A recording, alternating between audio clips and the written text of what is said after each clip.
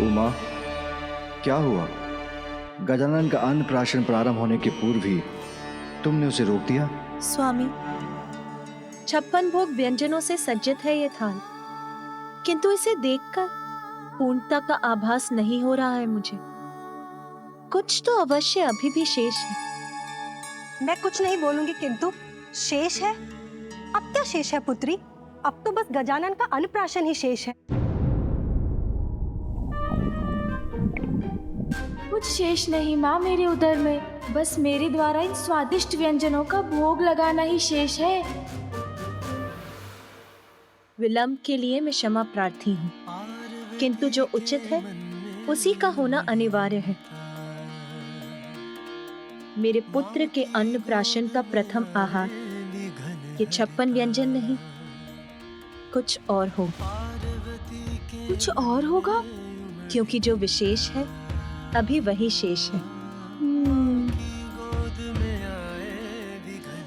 आप सभी अपना स्थान ग्रहण कीजिए, तनिक प्रतीक्षा कीजिए, मैं अभी वो विशेष व्यंजन लेकर आती हूँ।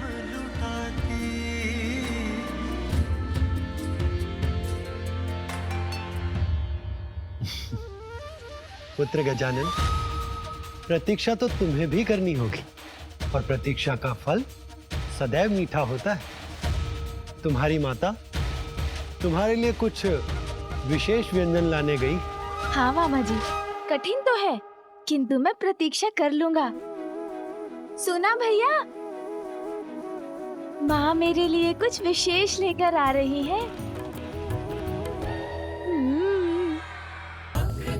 महाकाय बुद्धि के नरेश, सिद्धि सिद्धिदायी विघ्नहर्ता श्री गणेश, सुख नाम प्रथम पूज्य देव तुम विशेष, रिद्धि सिद्धिदायी विघ्नहर्ता श्री गणेश। पार्वती माता भी आज गई जान, पुत्र उनका अद्भुत विशेष महान, बालक हो ऐसा जब असाधारण, अन्नप्राशन उसका हो क्यों साधारण, व्यंजन विशेष कोई माँ कर निर्मित, बालक उत्सुक सोच सोच के हर्षित, व्यंजन का थाल सबका खींचे है ध्यान, उसमें क्या लाई माता किसको है ज्ञान।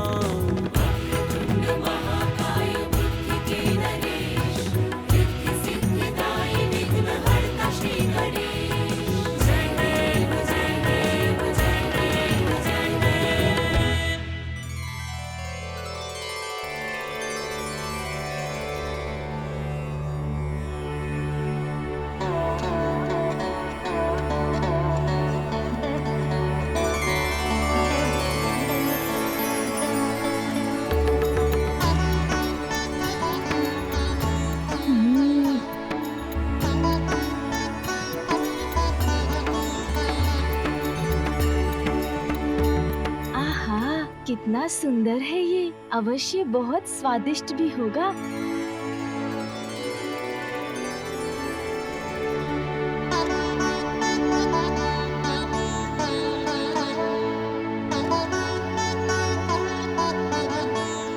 मैं कुछ नहीं बोलूंगी, किंतु पुत्री ये क्या व्यंजन है और इसमें क्या विशेष है? आटे से बना हुआ साधारण मिष्ठान ही तो प्रतीत हो रहा है ये। नहीं नानी जी, ऐसा मत बोलिए, माँ ने मेरे लिए बनाया है तो असाधारण ही होगा ये मिष्ठान, है ना माँ? वैसे इसको बोलते क्या है माँ?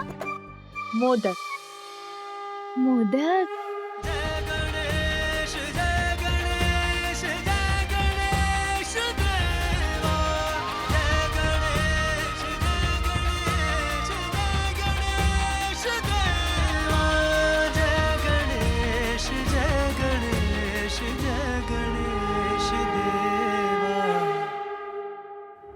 जो अपनी विशेषता से सबको मोद अर्थात आनंद प्रदान करेगा। पुत्र, माता उचित कहती है, दिखाई देने में तो साधारण ही है ये, किंतु उचित तो तुम्हारा भी कथन है पुत्र, क्योंकि ये मोदक भीतर से अत्यंत असाधारण है। मैं कुछ नहीं बोलूंगी, किंतु समझ नहीं आया, भीतर से असाधारण? जैसे तुम हो, जैसा मैं तुम्हें बनाना चाहती हूँ वैसा ही है ये मोदक।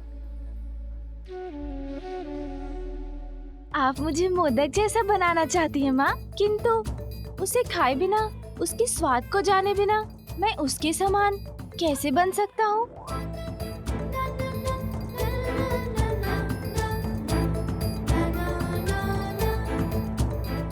माँ, मैं ये मोदक खा लूँ ना? अवश्य पुत्र। गजानन का अन्नप्राशन मोदक से ही प्रारंभ होगा।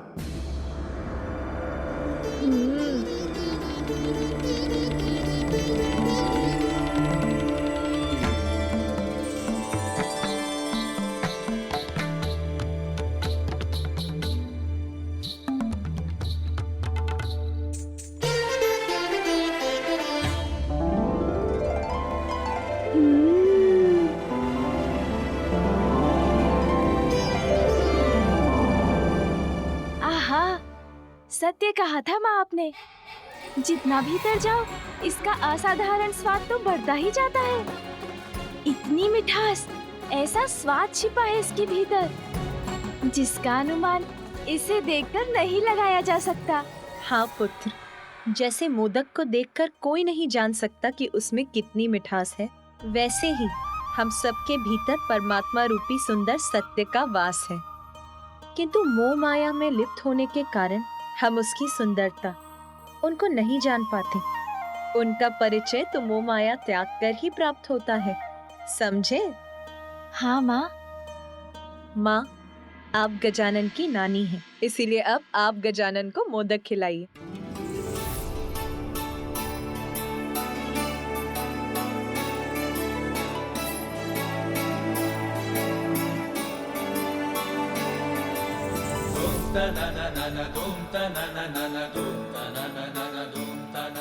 आनंद आ गया माँ, बहुत स्वादिष्ट है मोदक।